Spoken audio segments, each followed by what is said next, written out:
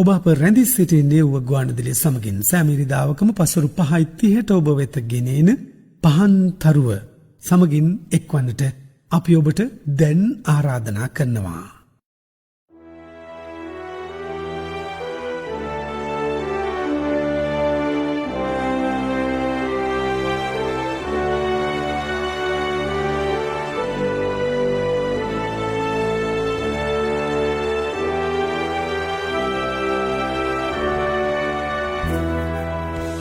කවුද මේ යේසුස් වහන්සේ? අල්ගයෙහි වැඩ වසනා ඥානිනී අපගේ ගෞරව වේවා නාමයට ඔබේ ස්වර්ගයෙහි වැඩ වසනා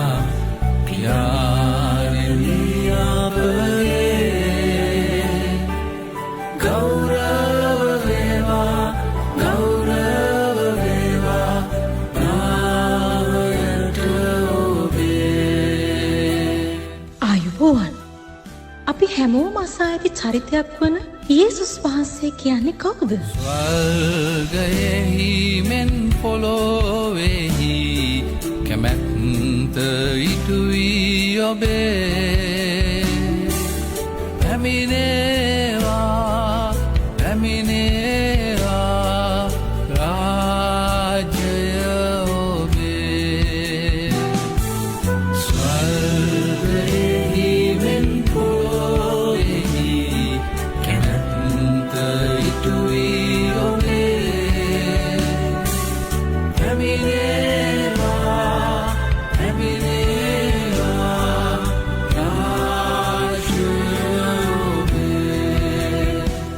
උන්වහන්සේව දැන හැඳින ගන්නේ කෙසේද? ඒ වගේම උන්වහන්සේ සමග පුද්ගලික ලෙන්ගතු සබඳකමක් ඇති කරගන්නේ කෙසේද? දවස් පතාපව පෝෂණය කළ මැනව දවස් පතාපව පෝෂණය කළ මැනව අප අන්නයට කමා කලාක් මෙන් අපටද කළ මැනව අප අන්නයට කමා කලාක් මෙන් අපටද කළ මැනව පරීක්ෂාවෙන් අපව ආරක්ෂා කළ මැනව පරීක්ෂාවෙන් අපව ආරක්ෂා කළ මැනව එරෙහිව අපට එන සතුරාගෙන් අප මුදවා ගත මැනව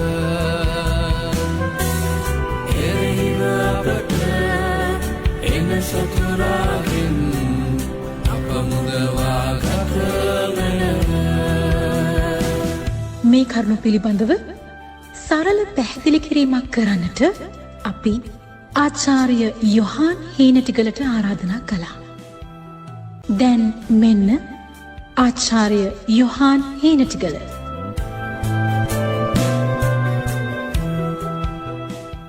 කවුද මේ යේසුස් වහන්සේ කියන අපි යන මේ ගවේෂණාත්මක අධ්‍යයනයේ අද කරන්නේ 8 වෙනි කොටස.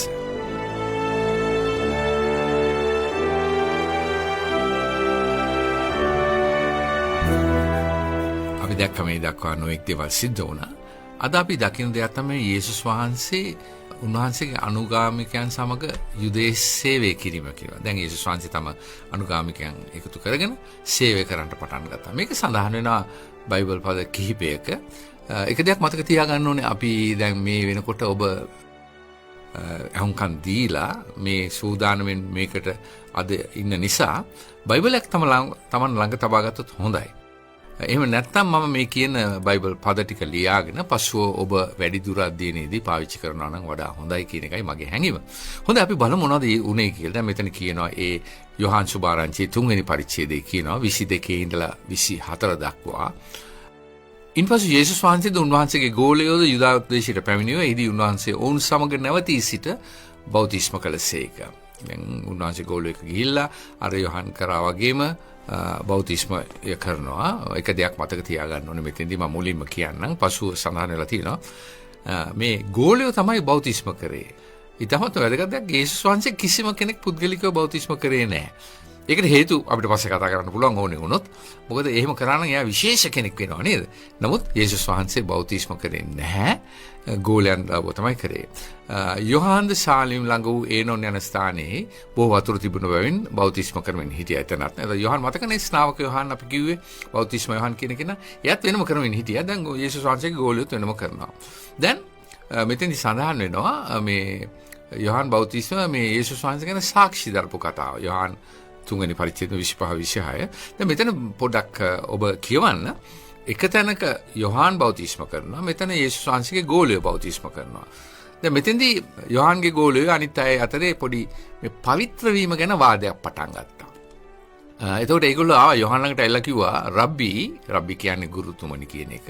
යෝර්දානෙන් එගොඩ ඔබ සමග සිටියවුද ඔබගෙන් සාක්ෂි ලැබුවවුද තැනැත්තෙම බෞතිස්ම කරනසේක සියල්ලෝද උන්වහන්සේ වෙතට පැමිණිති ඔහුට කිය. දැන් මේගොල්ලෝ කියන්නේ ඒ අර 26 වෙනි පදේ සියල්ලෝම කියන්නේ හුඟක් අය අතෙන්ට යනවා. මේ අපිට මෙතන එනවට වැඩි යනවා කියලා. තේරෙනවද? එතන දර්ශනේ බලන්න. ඉස්සර යොහාන් පමණයි බෞතිස්ම කරේ. දැන් යොහාන් බෞතිස්ම කරාට පස්සේ යේසුස් වහන්සේ සහ යේසුස් වහන්සේගේ ගෝලයන් වෙන තැනක බෞතිස්ම කරනවා. ඉතින් යේසුස් වහන්සේ තමයි එතන නායකත්වයේ දරන්නේ. ඉතින් 27 වෙනි පදේ ඉතින් යොහාන් උත්තර දෙමින් කියනවා. මිනිස්සුෙකුට ස්වර්ගයෙන් දෙන ලද දෙයක් මිස වෙන කිසිවක් ලබන්න බැරි. ඒ කියන්නේ යම් කිසි වගකීමක් තියෙනවනේ ඒ දුන්න දේ තමයි අපිට කරන්න පුළුවන් කියන එක තමයි කියන්නේ. ඒකලා 28 වෙනි පදේ ඔහු කියනවා මේ යොහාන් බෞතිස්ම කියන්නේ මම ක්‍රිස්තුස් නොෙමි. මම නෙවෙයි ක්‍රිස්තුස් වහන්සේ.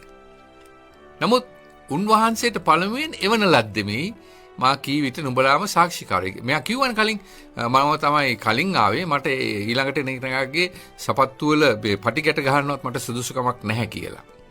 ඒකලා මෙන්න 29 වෙනි පදේ හරීම වැදගත් දෙයක් කියනවා. මෙතන මනමාලියක් සහ මනමාලයා ගැන කියවෙනවා. හරිද? මෙතෙන්දී මනමාලී යනුවෙන් සඳහන් වන්නේ දෙවියන් වහන්සේගේ ගෝලයන් වන අපේ සභාව.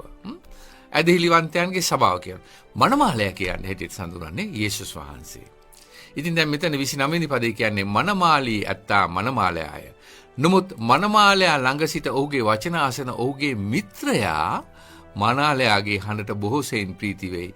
එවෙයින් මාගේ මේ ප්‍රීතිය සම්පූර්ණ වී තිබේ. ඉතින් හරියට මෙතෙන්දි කියන්නේ මේ යොහාන් බෞතිස්ම ඇවිල්ලා මනාලයාගේ මිත්‍රයා. දැන් අපි දන්නවනේ විවාහකදී මනාලයා ඉන්නවනේ. මනාලයාත් එක්කම ඉන්නවනේ මනාලයාගේ මිත්‍රයා.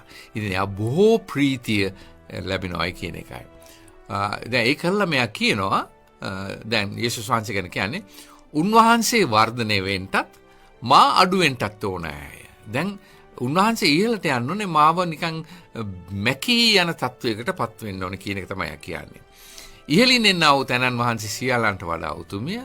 යේසුස් වහන්සේ ඉහළින් ආවේ භූමියෙන් වූ තැනැත්තේ භූමිකව භූමි දේ ගැන කතා කරන්නේ. ස්වර්ගයෙන් එන වූ තැනන් වහන්සේ සියල්ලන්ට වඩා උතුම්ය. ඒ කියන්නේ යේසුස් වහන්සේ ගැන සඳහන් කරනවා.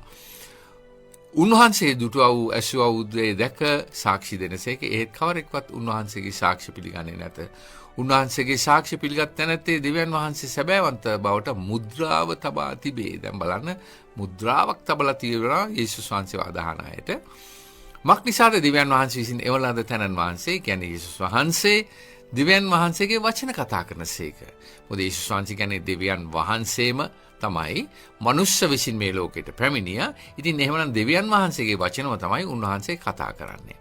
කුමක් හේඳ දෙවියන් වහන්සේ මිම්මක් සහිතව ආත්මයාන නොදෙනසේ කියන අසීමිත ලෙස යේසුස් වහන්සේ දෙවියන් වහන්සේව මෙතන වෙනුවෙන් පෙනී සිටිනවා. පියාණන් වහන්සේ පුත්‍රයාණන්ට ප්‍රේම කරනසේක. දැන් මෙතනදී පියාණන් කියන්නේ මෞම්කාර දෙවියන් වහන්සේ, පුත්‍රයාණන් කියන්නේ යේසුස් වහන්සේ. සියල්ල උන්වහන්සේ අතට බාර තිබේ. දැන් මෙතන යේසුස් වහන්සේට සම්පූර්ණයෙන්ම සෑම දෙයක්ම බාර දීලා තියෙනවායි කියන එකයි. 36වෙනි පදේ කියනවා පුත්‍රයාණන් කෙරෙහි අදහන්නාට සදාකාල ජීවනය ඇත. දැන් මෙන්න මේක හරි වැදගත්. කවුද මේ පුත්‍රයාණන් කියන්නේ? පුත්‍රයාණන් කියන්නේ යේසුස් වහන්සේ. කවුද මේ යේසුස් වහන්සේ කියන්නේ? යේසුස් වහන්සේ කියන්නේ දෙවියන් වහන්සේ මනුෂ්‍ය වෙසින් මේ ලෝකෙට පැමිණි කෙනා. ඉතින් මෙතනදී කියනවා පුත්‍රයාණන් අදහන්නා කෙරෙහි අදහන්නාට සදාකාල ජීවනය ඇතේ කියලා. සබේක මේ සදාකාල ජීවනය. අපි ඒ ගැන කතා කරමු විවිධ අවස්ථාවලදී. සදාකාල ජීවනය කියන්නේ ඇත්තම කොටිම කියනවා නම් මේ ලෝකේ ජීවිතයෙන් පසු ස්වර්ගයට යනවා කියන එක. ඒකම කියනවා. නමුත් පුත්‍රයාණන්ට කීකරු නොවන්නා මේ සදාකාල ජීවනයේ නොදක්නේය කියලා කියනවා. ඒකල කියන දෙවියන් වහන්සේගේ උදහස ඌ කෙරේ පවතී කියලා. දැන් ඔය කතා වෙන අතරේ මේ අතරතුර පසුබිමින් තව වෙන දෙයක් නේ. මතකද යොහාන් බෞතිස්ම එයාට පොඩි කරදරයක් වෙනවා. ඒ කරදරේ ගැනත් මෙතන සඳහන් වෙලා තියෙනවා. මං කිව්වේ අපි මුලින් මේක හරියට චිත්‍රපටයක් වගේ මේ පසුබිමින් වෙන දේවල් ටිකක් පෙන්눔 කරනවා. දැන් අර මේ යොහාන් බෞතිස්ම යම්කිසි දෙයක් කියපු නිසා ඒක කියවෙනවා මෙතන කෙටියෙන්. අපි හුඟක් කාලය ගත කරන්නේ. මතෙව් සුභාරංචි 14 වෙනි පරිච්ඡේදයේ 3 ඉඳලා 5 දක්වා තව කීපයක් මම කියන විටින් විට. දැන් මෙතන මේ රටේ හිටිය මේ හෙරෝදිස් කියලා නිකන් රජ වගේ කෙනෙක්. එයා කරපු වැඩ තමයි එයාගේ සහෝදරයා පිලිප්ගේ භාර්යාව එයා ගත්තා. ඉතින් මේ යොහාන් මේක ගැන විරුද්ධ කතා කරා. මේක වැරදි වැඩක් නේ, මේක නරක වැඩක් කියලා කිව්වා. ඉතින් ඒ හන්දා හෙරෝද් කරේ මේ යොහාන් බෞතිස්ම ගිහිල්ලා බැඳලා හිරේ දැම්මා. කියන්නේ මෙසේ කලේ අර පාරියාව තබා ගැනීම බොඩි සුදුසු නැහැ කියලා වහන් කිව්වා. නේද? ඒ දේම දිසිලි වෙන මාක් සුභාරංචියේ පළවෙනි පරිච්ඡේදයේ කියවෙනවා. මක්නිසාද හේරොද් තමා සරණ පාවාගත් තමාගේ සහෝදරයා වන පිලිප්ගේ භාර්යාව. දැන් බලන්න පිලිප්ගේ භාර්යාව හෙරෝදිස් තියාගත්තා. ඉතින් මේක ගැන කතා කරා. නමුත් අරයට තරහ ගියා. මේ ලංකාවේ දේශපාලඥයෝ වගේ තමයි. මේ තමන්ගේ වැරදි කියනකට කැමති නැහැ. අල්ලලා මේ මිනිහව හිරේ දැම්මා. හිරේ දාලා දැන් වෙන්න වෙච්චදී කිදිකටම කියනවා ලූක් සුභාරංචි 3 වෙනි පරිච්ඡේදයේ 19:20 ඒ දෙම කියවෙනවා. නමුත් දේශාධිපති වූ හෙරොද් තමගේ සහෝදරයාගේ භාර්යාව වූ හෙරෝදියස් නිසාද තමා කර සීල නපුරු දේ නිසාද යොහාන්ගෙන් තරවටු ලැබ යොහාන් හිරගේ දැම්මෙන් ඒසියාලට වැඩි නපුරක් කළේය කියලා. දැන් මේ යන අතරේ දැන් යොහාන්ව පාවා දීලා ඉවරයි. යේසුස් වහන්සේ මේක අහන්න ලැබුණා. ඉතින් උන්වහන්සේ එතනින් ගලීලය කියන ප්‍රදේශයට ගියා. ගලීලය කියන ප්‍රදේශයට ගියා කියලා මේක සඳහන් වෙනවා. මතෙව් සුභාරංචි 4 වෙනි පදේ පරිච්ඡේදයේ 12 වෙනි පදේ, මාක් සුභාරංචියේ 1 වෙනි පරිච්ඡේදයේ 14 වෙනි පදේ, ඒ වගේම ලූක් සුභාරංචියේ 4 වෙනි පරිච්ඡේදයේ 14 වෙනි පදේ දක්වා. එවිට යේසුස් වහන්සේ ආත්මයන්ගෙන් බලයෙන් යුක්තව ගලීලයට ආසි. දැන් අතන අපිට පස්සේ අහන්න ලැබෙනවා යොහාන් බෞතිස්ම මරා දමනු ලබනවා. ඒක කතාව පස්සේ මතුවේ. අපි ඒකට බලමු මේ ගැන. මම දැන් මේ ඉතින් කිව්වේ ඒකට දැනගෙන ඉන්න පුළුවන්. දැන් අර බෞතිස්ම කිරීමෙන් මම කිව්වනේ යොහාන් යේසුස් වහන්සේ බෞතිස්ම කරවයි කියලා. නමුත් මෙතන කියනවා යොහාන් 4 වෙනි පරිච්ඡේදය. මෙන්න මේ කොටස අපි වැදගත් බලමු. 4 වෙනි පරිච්ඡේදයේ කියවෙනවා යේසුස් වහන්සේගේ ගෝලයන් මිස උන්වහන්සේම බෞතිස්ම නොකළ නමුත් දැන් ගෝලයෝ බෞතිස්ම කරා උන්වහන්සේ බෞතිස්ම කරේ නැහැ කියලා ලියවිලා තියෙනවා. මම අර කලින් කිව්වනේ. ඒකට අහන්න පුළුවන් කොහොමද ඔය එක දන්නේ කියලා. මම දන්නේ මේ බයිබලයේ ලියලා තියෙන නිසා. යොහාන් සුභාරංචියේ 4 වෙනි පරිච්ඡේදයේ 1 වෙනි පදේ. උන්වහන්සේ යොහන්ට වඩා ගෝලයන් සාදාගෙන බෞතිස්ම කරතයි පරිසරුන්ට ආරංචි වූ බැවින් ඒ හන්ද උන්වහන්සේ යුදේ අත්හැරලා ගලීලයට ගියා. ඉතින් දැන් මෙන්න ඔතෙන්දී හරි ලස්සන කතාවක් එනවා. මෙන්න මේක තමයි වැදගත් අපිට හරිම. යුදේ අත්හැර නැවත ගලීලයට යන අතරේදී සමාරිය මැදින් යන්න ඕනෑ බැවින් යාකොබ් තමාගේ පුත්‍ර වූ යෝසෙප්ට දුන් බිම් කොටස ළඟ තිබෙන සීබාර් නම් සමාරියේ නුවරකට පැමිණියේය. එහිදී යාකොබ්ගේ ළිඳ තිබුණේය. යේසුස් වහන්සේ ගමනින් වෙහෙසව සිටිසේක් ඒ ආකාරයෙන්ම ළිඳ ළඟ හිඳගත්සේක. ඒ 6 වෙනි පැය පමණ විය. ඒ කියන්නේ දවල් 12ට වගේ. ඔන්න ඔතෙන්දි බලන්න පොඩ්ඩක් මෙන්න මෙතෙන්දි මේකට හොඳට ඇහුම්කන් දෙන්න. සමාරියේ ස්ත්‍රියෙක් වතුර අදින්න ආවාය. දැන් මේ මහා දවාලේ සාමාන්‍යයෙන් ගැහණු එන වෙලාවක් නෙමෙයි. මෙයාට වතුර ගෙනිලා ඉවරයි.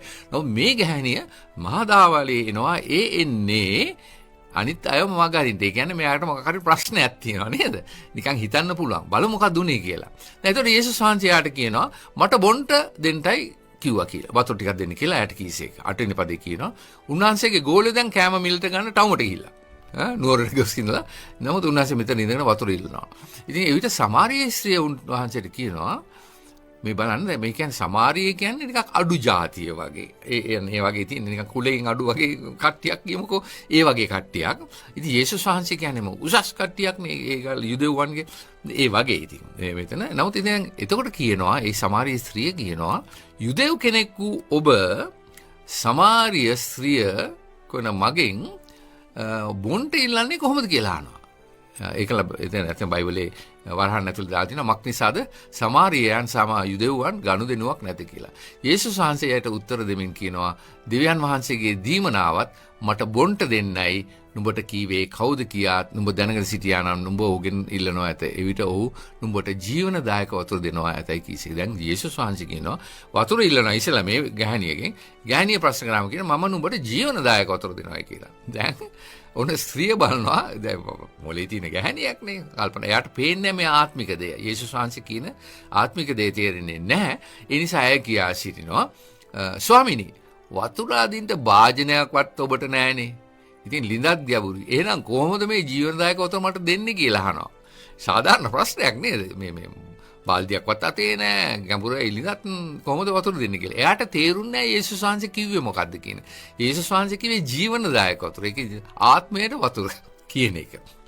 දැන් එතකොට ඒ ස්ත්‍රිය කියනවා ලිඳ අපට දුන්නේ අප පියා වූ යාකොබ්ට වඩා ඔබ උතුම්ද? ඔහුද ඔබගේ පුත්‍රයෝද ඔහුගේ සිව්පවද මෙහින් බියෝයයි උන්වහන්සේට කීවාය. යේසුස් වහන්සේ උත්තර දෙමින් කියනවා මේ වතුර බොන හැම දිනාටම නැවත පිපාසා වන්නේය. නමුත් මා දෙන වතුරෙන් බොන කවරෙකු නමුත් කිසි සලක පිපාස නොවන්නේය. මා ඔහුට දෙන වතුර ඔහු කලෙහි සදාකාල ජීවනයේ නික්මන්නා වූ වතුර උල්පතක් වන්නේයයි කීසේක. දැන් යේසුස් වහන්සේ කියන්නේ මං කියන්නේ මේ ලිඳෙන් ගන්න වතුර නෙවෙයි. මම කියන්නේ ආත්මික වතුරක්. ආත්මික පිපාසයේ නිවෙන්න දෙන වතුරක්. මේක බිව්වොත් සදාකාල ජීවනයේ තියනවා කියන එක තමයි යේසුස් වහන්සේ කියන්නේ. දැන් ස්ත්‍රිය කියනවා ස්වාමිනී මටත් පිපාස නොවන පිණිසත් වතුර අදින්ට මෙපමණ දුර නොවන පිණිසත් ඒ වතුර මට දුන මැනවයි කීවයි. ඇයට තේරුනේ නැහැ තාම. කිව්වා දැන් ඔය වතුර මටත් දෙන්න ඕනේ. ඒතකොට මං ආයේ එන්න ඕනේ නෑනේ මේ ලිඳ ළඟට කියලා. මෙන්න මෙතෙන්දී යේසුස් වහන්සේ හරි දෙයක් කියනවා. යේසුස් වහන්සේ මේ ඔක්කොම දන්නවා. හරිද?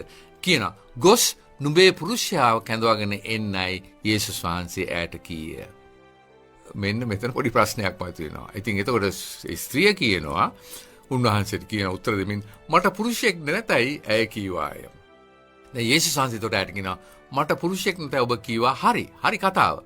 නමුත් ඔන්න දැන් යේසුස් වහන්සේ බලවත් දෙයක් කියන්න යනවා ඇයට 18 වෙනි පදේ මේක තියෙන්නේ මක් නිසාද නුඹට පුරුෂයන් 5 දෙනෙක් සිටියෝය. නුඹට දැන් සිටින තැනැත්තා නුඹේ පුරුෂයා නොවේ ඒ නුඹේ සැබෑ ලෙස කීවේ යයි කියන්නේ උඹ ඇත්ත කිව්වේ. උඹට මිනිස්සු 5 දෙනෙක් හිටියා මේට කලින් දැන් ඉන්න මිනිහව බැඳලත් නැහැ කියලා.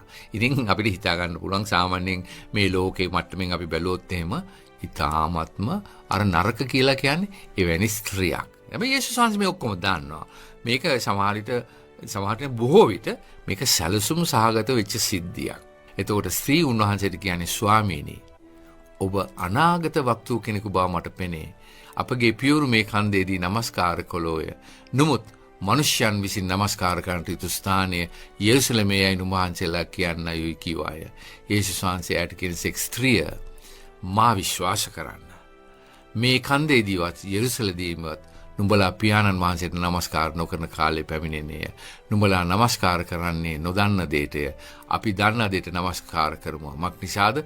ගැලවීම යුදෙව්වරුන්ගේ. නමුත් සැබෑ නමස්කාර කරන්නන් විසින් ආත්මයෙන්ද සැබෑකමෙන්ද පියාණන්ට නමස්කාර කරනවායි කියලා කියනවා. ඒ කාලේ පැමිණෙනවා. දැනටමත් පැමිණලා තියෙන්නේ. ඒ නිසා පියාණන් වහන්සේ තමන්ට නමස්කාර වන පිණිස එබඳු වර්ණසුවන්නේය. ඒකලා යේසුස් වහන්සේ කියනවා ඇත්තම කිතු දහමේ තාමත්ම වැදගත් කොටසක්. දෙවියන් වහන්සේ ආත්මයක්ය. උන්වහන්සේට නමස්කාර කරනන් විසින් ආත්මයෙන්ද සැබෑකමෙන්ද නමස්කාර කළ යුතුයයි. ඒ කියන්නේ මේ බොරු පෙනුමෙන් මල් පූජා කරමින් පහන් පත්තු කරමින් කරනවා නෙවෙයි වැදගත්. ආත්මයෙන් සැබෑකමෙන් නමස්කාර කරන්නට ඕනේ කියලා කියනවා. දැන් අපි මෙතනදී ඇත්තෙන්ම මේ ගැහණියගේ ජීවිතය වෙනස් වෙනවා. අපි මෙතනදී ගීතිකාවකට අහුම්කම් දෙමු. ඒ ගැහණියගේ හිතේ මේ වගේ ගීතයක් යන්නේ නැති කියලා.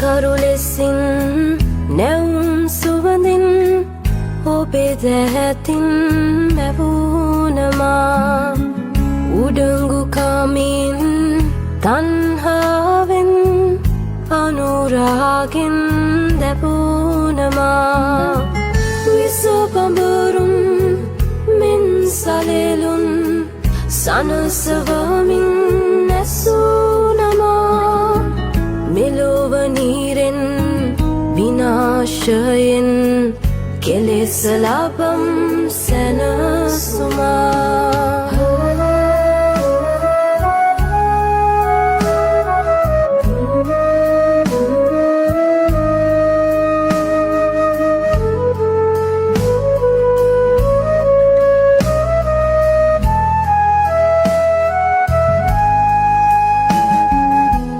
බැස සගලොවින් වැඩි සමීදුන් දුන් සාමෙන් මා හිසවුණා සමිදුයාගෙන් ගැලූලෙයින් ලද උපතින් මා පිපිදුනා ලද උණුසුමෙන් එතුම් තුරුලෙන් ශුද්ධ කමින් මා ඉපැදුනා මත පුදසුනෙන් ඇති සගලොවින් මලක් ලෙසින් පූජා වුණා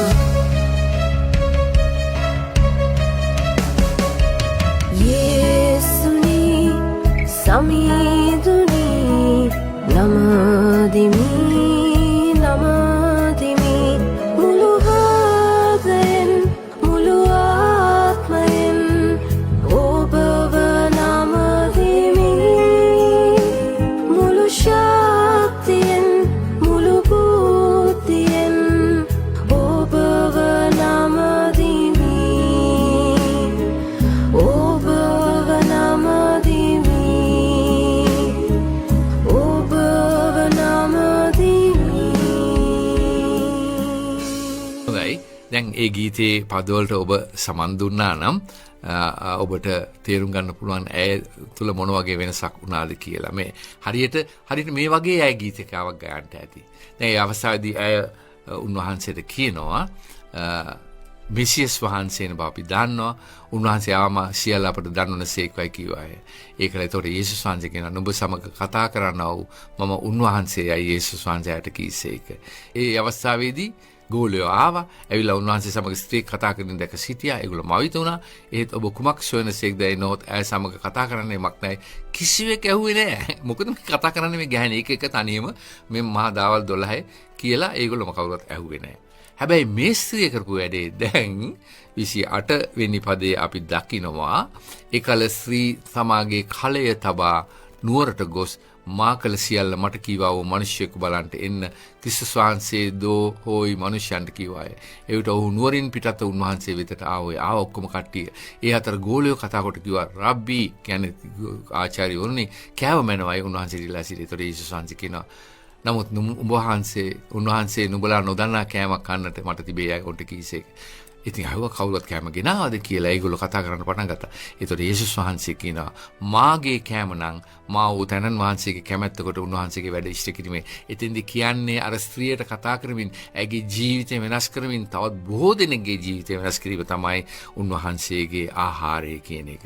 35 වෙනි පදේදී කියනවා තව සාර මසක් ගිය කල ගොයම් කපන කාලයේ පැමිණෙන්නේ යවුන උඹලා කියනවා නේද? මම නුඹලාට කිමි. නුඹලාගේ ඇස්සොසුවක් කුඹුරු දෙසට යොමා ගොයම් දැනටම කැපීමට පැහි තියෙන බව බලන්න. වපුරන්නාට කපන්නාට එක්ව සන්තෝෂ වන පිස කපන්නා කුලී ලැබ සදාකාල ජීවනයට අස්වැන්න එකතු කරගන්න. ඒත් කියන්නේ මහා විස්තරයක් එතන. ඒ කියන්නේ වපුරන්න කියන්නේ උන්වහන්සේ පිළිබඳව වපුරන්න. එතකොට ඒ මහා ලොකු අසරණක් පස්සේ එන්ට තියෙනවා නේද? ඒකම කියනවා එක්කෙනෙක් වපුරනවා වෙන කෙනෙක් කපනවා කියන එක කියන්නේ බොහෝ සේවය කිරීමේදී විවිධ අය. ඉතින් මේ පිළිබඳව උන්වහන්සේ වගේ කතාවක් ටිකක් කියනවා. අර ස්ත්‍රිය දැන් ගිහිල්ලා ඔක්කොටම කිව්වම කියනවා උන්වහන්සේ මට ඔක්කොම කිව්වයි කියලා. ඒ සාක්ෂි ස්ත්‍රීගේ වචනේ නිසා ඒ සමාරියන් බොහෝ දෙනෙක් උන්වහන්සේ කෙරෙහි අදහගත්තොයි කියලා. එවිට සමහරවරු උන්වහන්සේ ළඟට ආවේ තමුන් සමග නවතින ලෙස උන්වහන්සේගේ ඉල්ලුවය. උන්වහන්සේ දෙදවසක් එහි නවතුණා.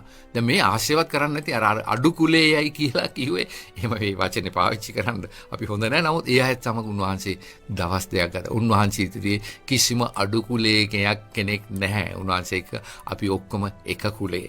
ස්ත්‍රියට කතාවට දැන් කිව්වා, දැන් අර මිනිස්සු කිව්වා උඹේ කතාව හන්දම නෙමෙයි අපි මෙයාගේ කතාවම අහලා අපි ඔක්කොම දැනගත්තයි කියලා. අන්න ඒ අවස්ථාවේදී තමයි මොවුන්ට තේරුනේ මේ මෙසියස් වහන්සේ කියලා.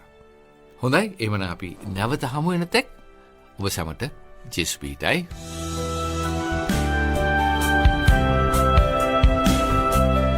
සවන් දුන්නා වූ ඔබට ආචාර්ය යොහාන් හේනටිගල වෙත යොමු කිරීම සඳහා ප්‍රශ්නයක් තිබෙනවා නම් WhatsApp voice message පණිවිඩයක් යොමු කළ හැකියි.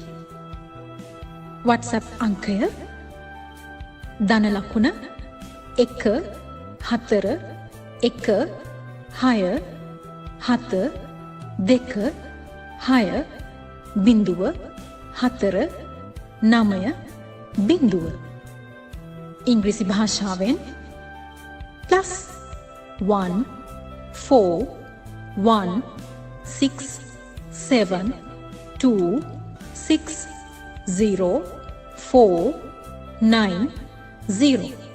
ආචාර්ය යොහාන් හේනටිගලගේ තවත් ඉගැන්වීම් සඳහා opviha.com opviha.com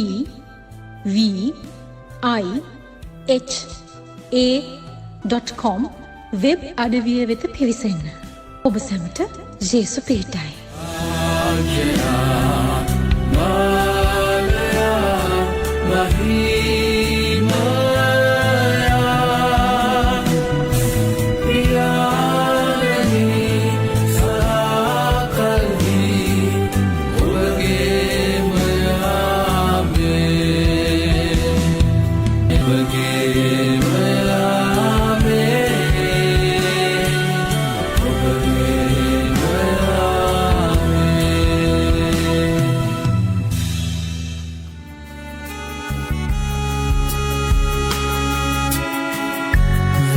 සවන්නනි බරඋසුලන්නනි එන්න මහවෙතට වෙහෙස නිවාලා ඔබේ බරඋසුලා සහනය දෙමි ඔබට සහනය දෙමි ඔබට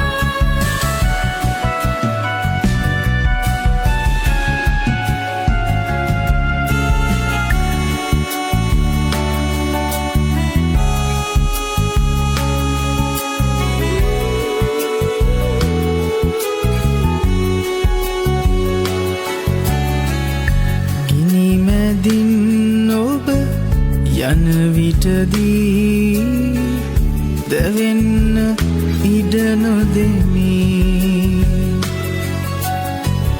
ප්‍රේමයේ බලවත් හස්තය දිගු කොට මම ඔබ රැකගනිමි